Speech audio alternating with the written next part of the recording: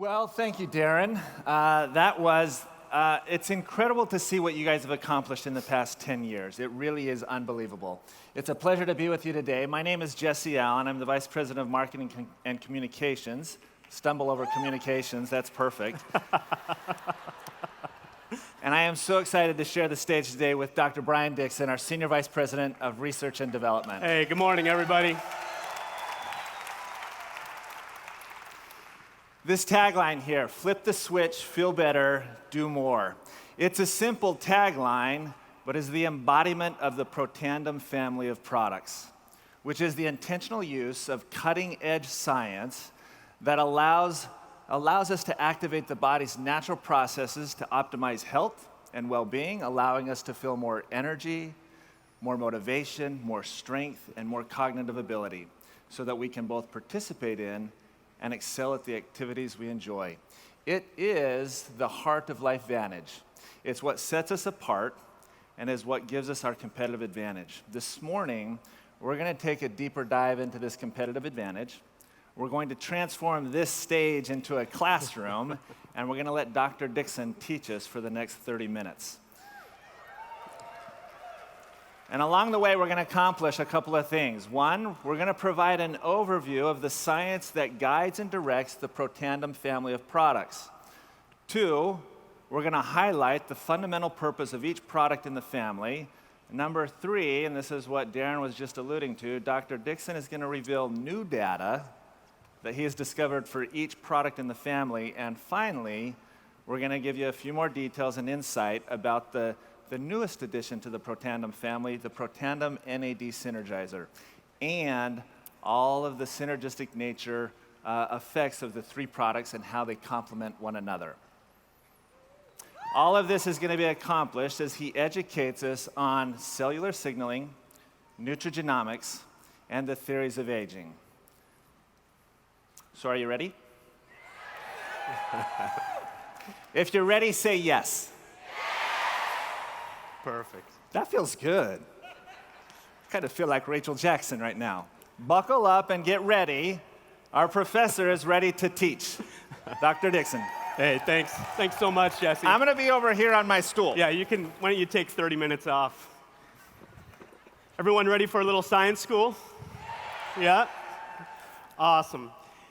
How many people out there, scientific advisory board excluded, would be willing to trade me places to come up here and train on nutrigenomics? Any brave soul? There's one hand. All right. Oh, a few more hands. Great. But not a lot of hands went up. So what I hope to do is set a foundation for what nutrigenomics is, and hopefully an easy and understandable way so that you can also repeat and duplicate it in your business. How's that sound? Sound good? All right, let me start with this. Do you need a brain to be intelligent? Yes. Well, let's talk about that for just a second. When I pull the definition of intelligence, look what it says: the ability to learn and understand things. I think this is what most of us think about when someone's intelligent, right? That kid who's really good in school, book smart.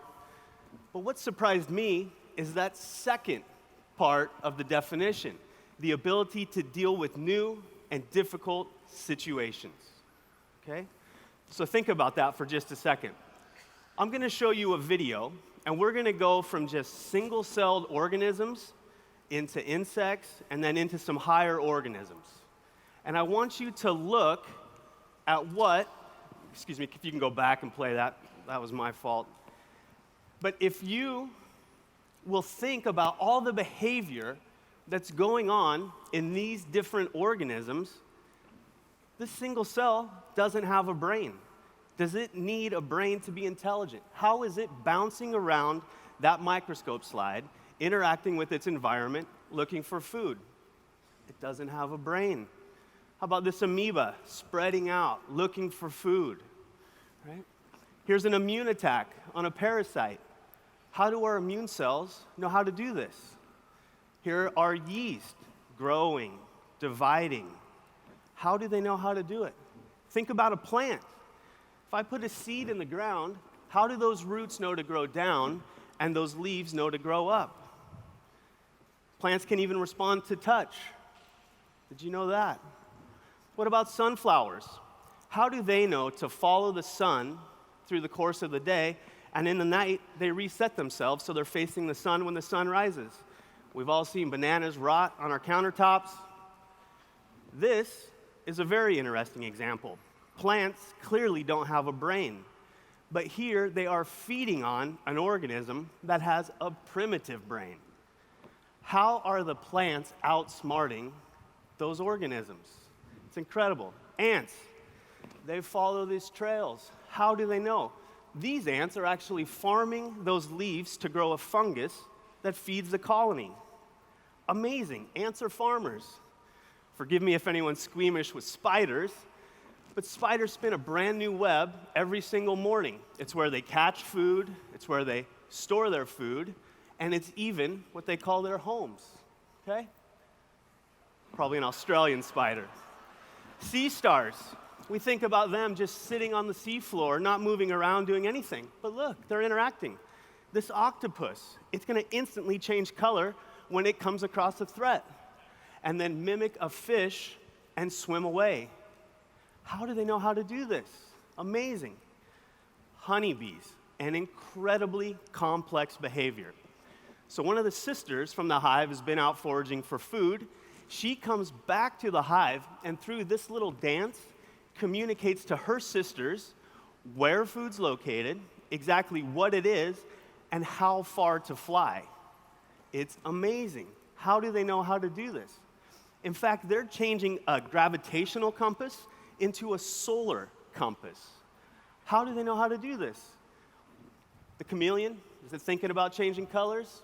How do fish know how to swim in schools? Why do baby ducks follow their mother? Why do dogs fetch? Right? Are they thinking about this? Cats hate water, but did you know they're really good swimmers? Why do most mammals, within minutes, if not hours after they're born, why are they able to stand up and walk around? How do they know how to do this? Here's some human examples. It's self-preservation. They're not thinking, this hockey goalie save, and watch this save by a soccer goalie. This is slow motion. That goalie does not have time to think about making that save. He's just reacting to the play, right? And I always laugh when people tell me they can't swim, because we're born with this inherent ability to make these primitive swimming moves, and we know to hold our breath underwater, okay? So what is going on in all of these cases? From the single cell up to the human, is intelligence sitting on top of our shoulders, or is there something else going on? So do you actually need a brain to have this intelligent behavior? Nope. Think about you guys just sitting here. Are you thinking about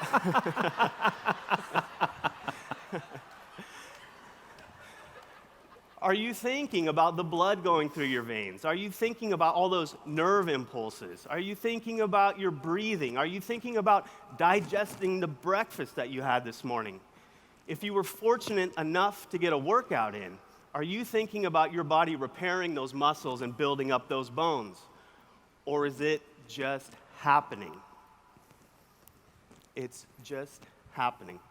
I'm going to show you one more example, okay? I love to use the skin for an analogy, right? The skin is an organ, but I love it because we can see it. And forgive me if anybody's squeamish with blood. I'm going to show a video of a woman who cut her finger pretty badly preparing dinner. A pretty bad cut. But then what she did was went on and photographed her finger every couple of days to look at that healing process. What most of us don't appreciate is the wound healing process is an incredibly organized process. It starts with the immune system to take away all that damaged tissue, and then your skin cells have to grow and divide to ultimately make your finger as good as new. It's amazing. Was she sitting there thinking, heal, heal, heal? Or was it just happening? Amazing, right? So what did everything have in common? What's the word that you can use to lump all of these behaviors together? Did you call it luck? Skill? Adaptation? Maybe we're getting a little warmer. If you were to ask me, I'd call it this: instinct. They just know how to do it, right? Think about instinct for a second. We can feel when someone walks up behind us, right? We can feel when somebody's staring at us from across the room, right? This instinct. So if we have this instinct and these other organisms have this instinct, where would it live in the cell? Here. It lives in your DNA and your genes. And just to clarify a little bit of terminology, if I were to reach into the nucleus of one of your cells, pull out that DNA, and stretch it out here on stage, it would be between 2 to 3 meters long, right? Or 6 to 9 feet. It's massive, all coiled back up on itself microscopically and put back inside the cell. A gene is just a small piece of that DNA, okay? We have somewhere between 20,000 to 35,000 different genes inside of every one of our nuclei. Amazing. Let me ask you a question. Is DNA active or passive? How many people say active? How many people say passive? You might be surprised by my answer, but I say it's passive. Okay? DNA's job is to do nothing more than store information. It's just sitting there. Let me give you a couple examples. I used to work in a genetics laboratory. One of the projects in that research laboratory was working with archaeologists. So the researcher would go to these archaeological sites and bring back to the lab stone tools. Now, if you've ever seen a stone tool or a weapon, they're incredibly smooth and incredibly sharp, right? But when they pass through tissue, whether it's human tissue or animal tissue, tiny microscopic amounts of DNA make it into these micro cracks that are in these tools. This researcher could bring those tools back to the laboratory, carefully rinse them off, collect the DNA, amplify it up, and sequence it, and they could tell what these civilizations that are tens of thousands of years old were hunting and who they were fighting. DNA is an incredibly stable molecule. Okay? IT professionals are using DNA to store data. Because DNA is so stable, we can store information in DNA longer than any digital format we can come up with. DNA is a passive molecule that's just sitting there storing information. A lot like this blueprint. Is there a lot of information here? It's a ton of information. It's overwhelming. But can that piece of paper actually build the house? No. A piece of paper can't swing a hammer, can't pour concrete. It takes a very skilled worker to read that blueprint and then direct a very skilled worker class, right? A whole bunch of people have to build that house. Okay, so if DNA is like a blueprint, then who are the workers inside of that cell? Who are the workers? I say it's proteins or enzymes. So I think of enzymes as being like these little machines inside of the cell that are making everything the cell and our bodies need to function optimally. Okay? So if the proteins and the enzymes are doing the work, who's the boss? Who's directing the workers? It's cellular signaling. And what I should say more specifically is it's coordinated cellular signaling. And it's nothing more than A telling B, telling C, telling D to make something happen inside of the cell. And then everyone goes to work. Okay? So we're going to spend a little while on this one. I'm kidding. But I put this up here to illustrate just the complexity of cellular signaling. So when I was doing my molecular biology research, I would use exactly this chart to try to figure out how the signal is getting through the cell. So there'd be some input. It could be a chemical, a pharmaceutical, a drug, a nutrient, and then we'd want to make something happen. As a molecular biologist, we want to figure out exactly the way that signal is getting through the cell. But as complex as that is, it's nothing more than A telling B, telling C, telling D, and then what? Something happens. Okay? So what initiates this cellular signaling? What kicks it all off? They're called receptors. And you can think of these as little sensing proteins that are sitting on the outside of the cell or maybe even floating around inside of the cell. They are the sensing molecules that initiate cellular signaling. Receptors work a lot like a lock and a key. Right? If I pull out the key to my house, is it going to open your front door? No. Just like your key isn't going to open my front door. The key is like a signaling molecule. There's a lot of specificity. And then through some complex chemistry, they fit like a lock and key. You unlock the lock, you initiate the receptor, and then you get that whole chain of events that occurs. Okay? And you can even see at the top of this chart, it says receptor. You can also see the signaling molecules binding to that receptor. And then that chain of events is initiated. Okay? Another analogy that I like is that cell signaling is like a chain of dominoes. Okay? And if you've ever seen these massive shows of people knocking over dominoes, they always like to have a big grand finale, right? So there's an input with the signaling molecule, and then something happens, okay? So I'm going to show another video here, but can you all see the different aspects of cell signaling here? What would the signaling molecule be? Finger. The finger. Where would the receptor be? It's the first domino. Then you get the chain of events, and then something's going to happen. So watch, a tiny little input. Bing. One domino is going to knock over 2 dominoes. And then all of those dominoes fall, and then bang, something massive happens. Okay? This is the power of cellular signaling. Okay? We can get massive effects from tiny little inputs. And I can give you 2 examples you're probably familiar with.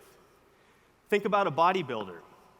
They can inject small amounts of testosterone, and they can put on massive amounts of muscle. We completely remodel their physiology. Think about women, birth control pills. We can take this tiny little pill or a patch and completely remodel a woman's reproductive physiology. Tiny input can have massive consequences. This is the power of cellular signaling. And to put it another way, here's another chain of dominoes. That first domino that he's going to have to knock over with a pair of tweezers just weighs 1 or 2 grams or a fraction of an ounce. That last domino is over 100 pounds or about 50 kilos, okay? So you can get this signal amplification through cell signaling pathways.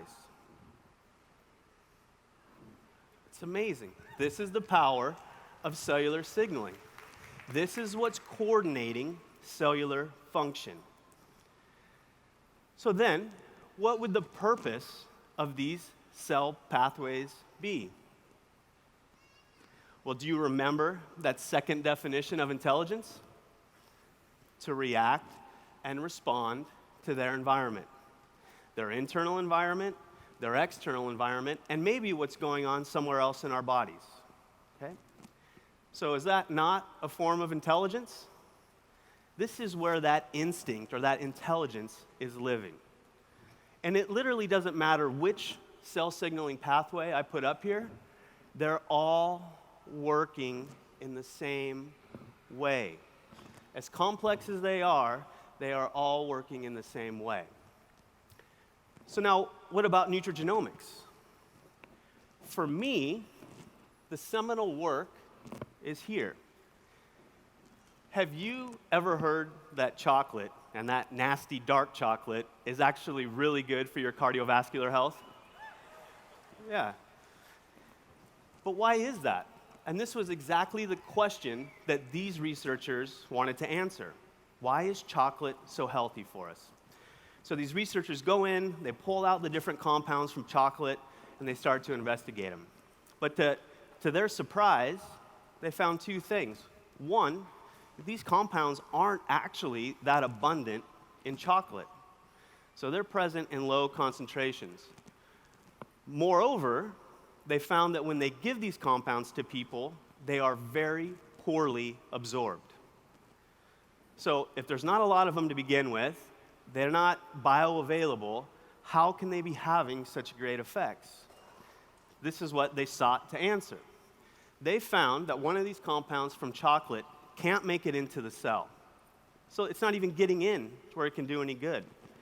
But what they found through a series of experiments is that it's actually binding a receptor and doing what? Activating cellular signaling pathways. Okay? Then they go on and do the molecular biology. They figure out how that signal's going through the cell. And they're even able to identify the proteins that needed to be turned on so that we can experience those cardiovascular health benefits when we indulge in some dark chocolate. Okay? This is the whole concept of nutrigenomics, using nutrients to activate cell signaling pathways to turn on health-promoting genes. Simple, right? So now you can trade me spots and finish the lecture then. How's that? So how does LifeVantage then apply these principles to its product line? How are we utilizing nutrigenomics in making you as healthy as possible? The easiest way to talk about it is by couching it in the theories of aging. Okay? Now, there are many, many different theories of aging out there, and you might ask yourself, well, why is that? Well, researchers had been looking for years and years and years to try to find the one thing that's responsible for the aging process. But they weren't able to find it. So then they add a new theory and a new theory. They still haven't found the one thing that's responsible for why we get old. So what's probably going on is there's an additive effect with all of these different theories. A little bit of the deleterious effects from one, from another, and you get these additive effects. So our approach has been to tackle the most well-known, the most researched, and then how can we combat them, okay? So the three we're going to talk about today are the oxidative stress theory of aging, the mitochondrial theory of aging, and the newest to the Protandim family, the sirtuin theory of aging, okay? So here's the pathway for NRF2. You've all heard of NRF2? Yeah. Once or twice. So look, NRF2 gets released, goes into the nucleus, and flips these switches for these protective and survival genes, okay? So how are we utilizing this knowledge in our product line? And in this case, specifically, Protandim NRF2 Synergizer. It's simple, right? Think about signaling molecule or input. It's nothing more than the ingredient deck. What's the switch? I'll give you a hint. It's in the name of every product, okay? In this case, it's the NRF2 pathway. And then we get all of those benefits that we experience, okay?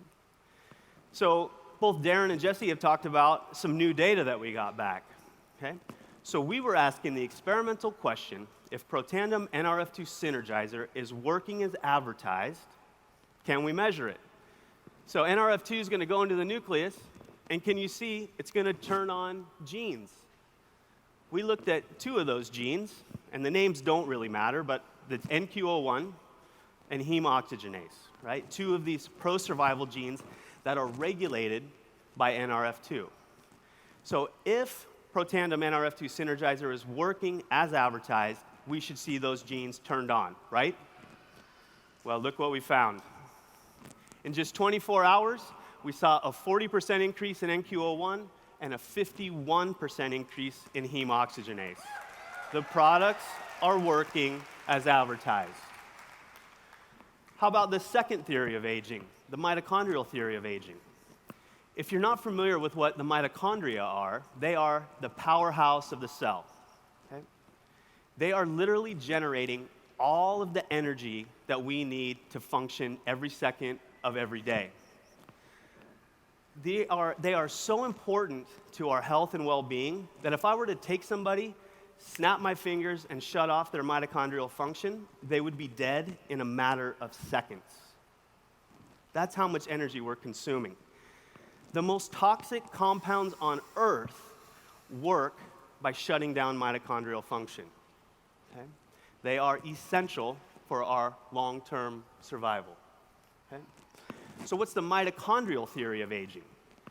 The mitochondrial theory of aging states that as these mitochondria are working, and even the healthiest of mitochondria are producing a little bit of oxidants and free radicals.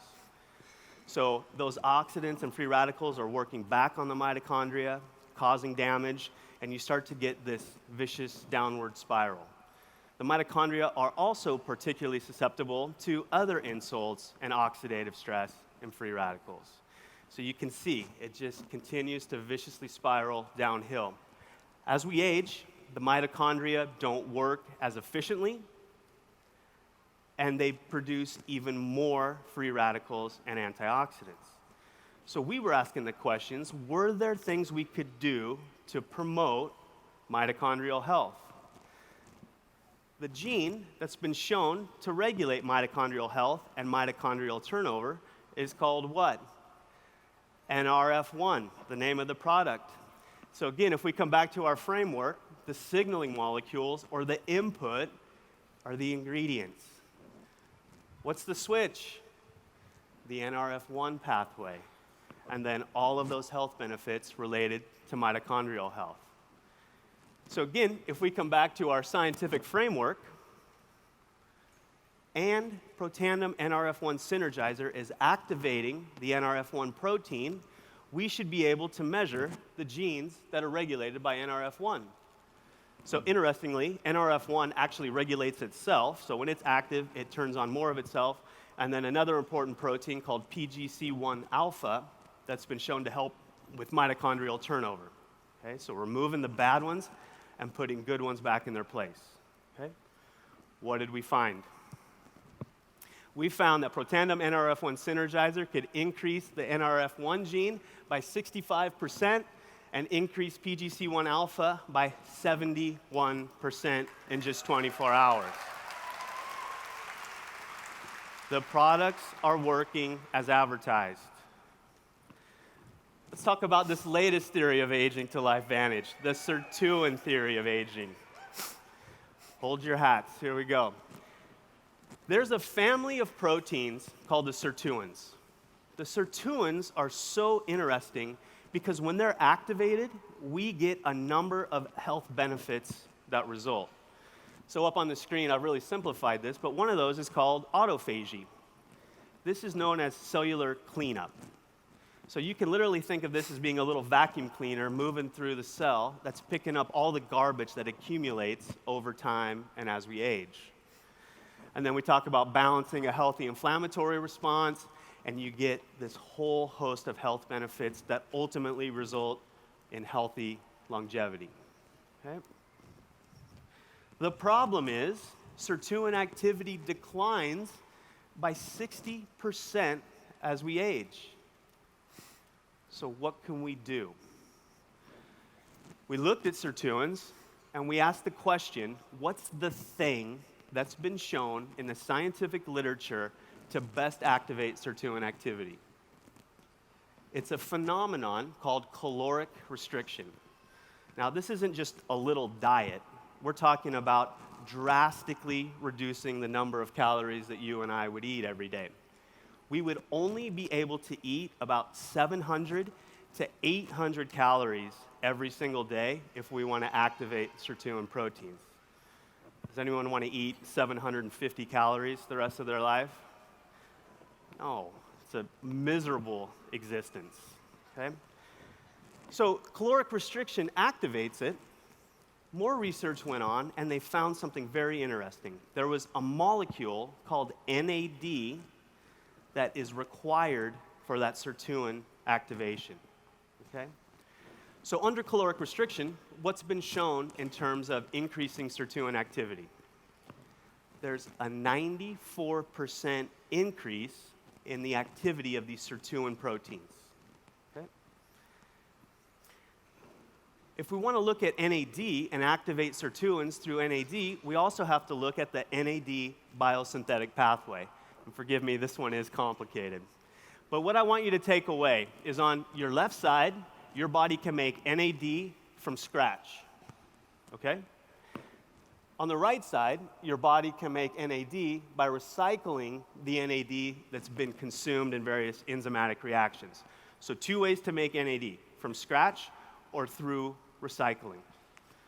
So we asked the question, could we activate the NAD biosynthetic pathway nutrigenomically? Again, it's nothing more than utilizing the signaling molecules or the input, the ingredients in the product, the switch, the NAD pathway, and then all of the health benefits that we experience. So if we come back, oh, trust me, it gets way, way better if you're clapping already. So if we come back and we look at this NAD biosynthetic pathway, there's 2 enzymes that are the most important to make NAD and recycle NAD, okay? If we go into the laboratory and we measure the upregulation of these genes through these nutrigenomic interventions, what did we find? We see a 12% increase in the expression of these genes. But remember, it's sirtuin activity that we're trying to target. So what did we see? Remember, caloric restriction increases by 94%. What did we find? 100%. 100% activation. It's amazing. And just for fun, we were curious about the competition. The competition is utilizing a different approach. They're not using nutrigenomics. They're trying to make it from scratch, okay? What did they show? Only a 2% increase in sirtuin activity, 50 times lower than Protandim NAD Synergizer. Okay? Unbelievable. And thus, you'll experience the improved mental focus and concentration, supporting a positive mood and motivation, boosting mental and physical energy, supporting the body's healthy inflammation response, maintaining cholesterol levels already in a healthy range, and overall cardiovascular health, to name a few. Amazing. This nutrigenomic approach to nutrition works, and we can show this in the laboratory. I'll be back in just a second. Stay here. Stay here. How incredible is that?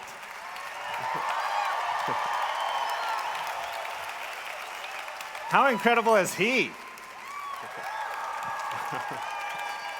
Thank you, everybody. This is what I get to do all day, every day. I just get to sit and listen to him. So I don't know if your notebooks are full. I didn't see a lot of notes. I saw some. Your batteries are probably dead on your phones, though. Thank you. Oh, my pleasure. I love listening to you. I love Thank learning from you. That you've got this talent where you can take what is so complex and distill it into a way that someone as simple as me can A understand. communication guy can understand. The communication guy can Thank you understand. very much, Jesse. Thank I you. appreciate it. Before we end, Dr. Dixon has just a few more things to show to you. And in this situation, he definitely saved the best for last. So you're going to want to take out your cameras and capture exactly what he's about to show you. Yeah, this gets really cool. And before I get into the nitty-gritty, too, I'd be remiss if I didn't thank Kiana Martinez and Dr. Christina Beer, who have worked so closely with me to make these studies happen. They're just amazing, amazing to work with.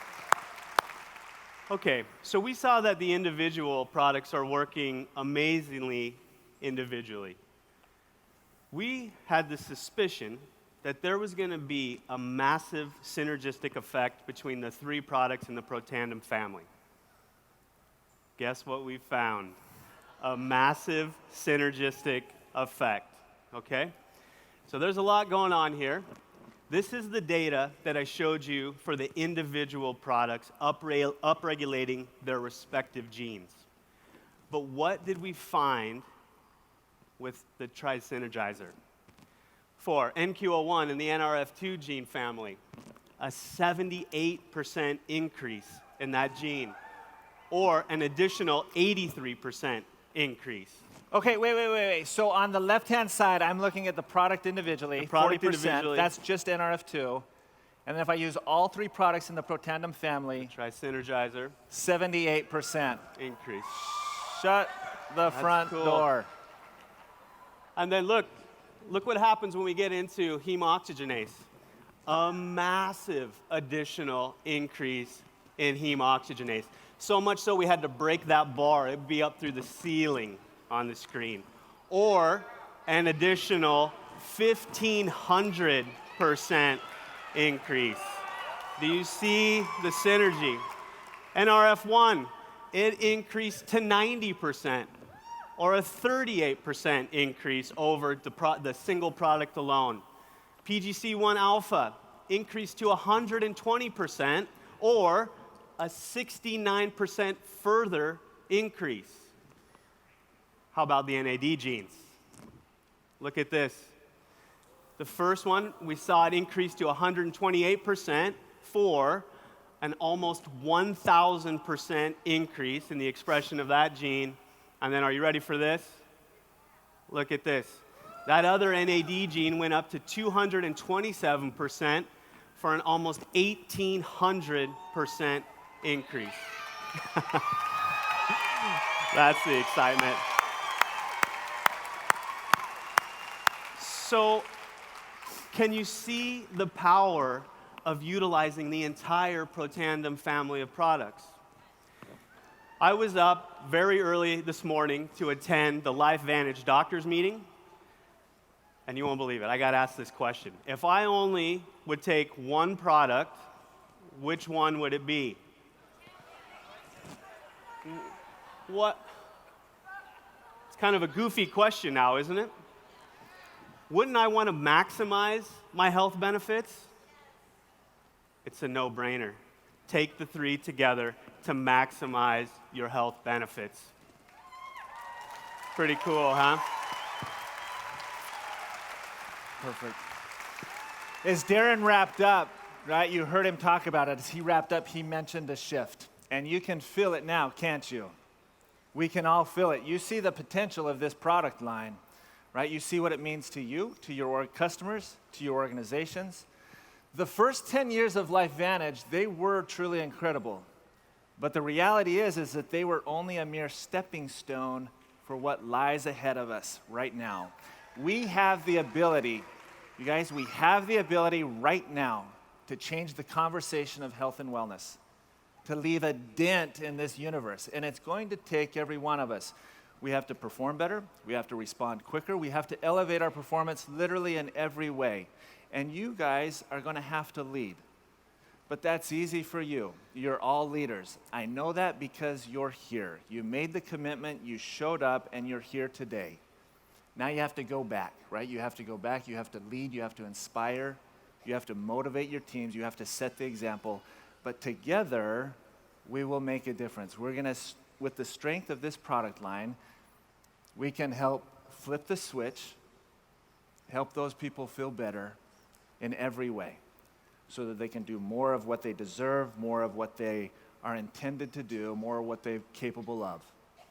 And together, we're going to change individual lives. And along the way, we're going to change the world with this product line. Are you with us? Are you with us? Let's go to work. Dr. Dixon. Thanks, everybody.